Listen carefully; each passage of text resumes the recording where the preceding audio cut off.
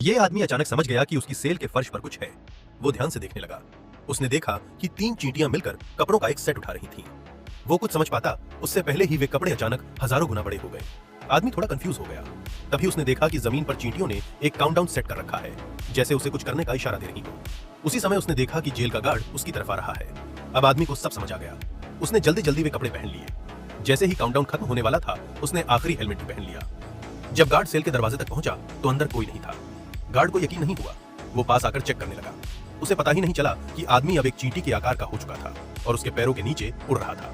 फिर वो एक स्लाइड से होकर सीधे दरवाजे के बाहर निकल गया। इस तरह उसने जेल से सबसे चालाक और अनोखा भागना पूरा कर लिया। लेकिन जैसे ही वो बाहर आया, काली चींटियों के एक झुंड ने उसे घेर लिया। उसने ऊपर देखा तो एक मजबूत आइसमेड हेलीकॉप्टर की तरह उड़ते हुए उसके सामने आ गई।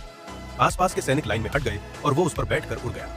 आइसमेड उसे दूर एक बिल्डिंग में ले गई। वहां उसे पता चला कि जिससे वो मिला था वो था डॉक्टर पीमू, इलाके का सबसे मशहूर वैज्ञानिक। डॉक्टर पीमू उसे एक अंडरग्राउंड लैब में ले गया। डॉक्टर पीमू ने एक जादुई फॉर्मूला बनाया था जिससे चीजों को बड़ा और छोटा किया जा सकता है। ये एक बहुत बड़ा आविष्कार था, लेकिन जल्द ही उसे समझ आ गया कि ये तकनीक बेहद खतरनाक है। वो इस फॉर्मूला को नष्ट करना चाहता था, लेकिन उसे पता नहीं था कि उसके शिष्य गुआंगताओ ने उसकी टेक्नोलॉजी की कॉपी कर ली है। गुआंगताओ ने न सिर्फ एक येलो विंड कोट बनाया, बल्कि वो इसे एक आतंकवादी संगठन जिउतुओ को बेचने की योजना बना रहा था।